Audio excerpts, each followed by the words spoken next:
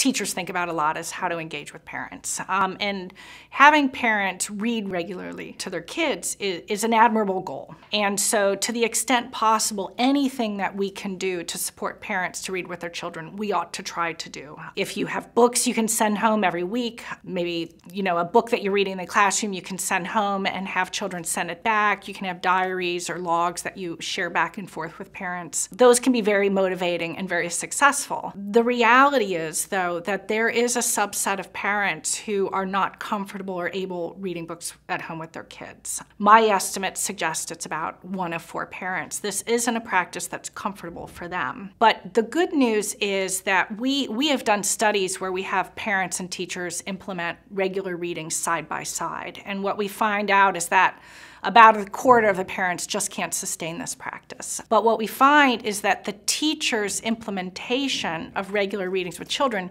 is a buffer for what the parent can't do. So in other words, put it this way. You have a child, you're in your classroom, and you're concerned about the home literacy environment.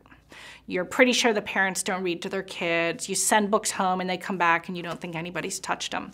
For that child, what you're doing as a good teacher regularly reading with that child in the classroom, you're serving as a buffer for the home literacy experiences that aren't happening.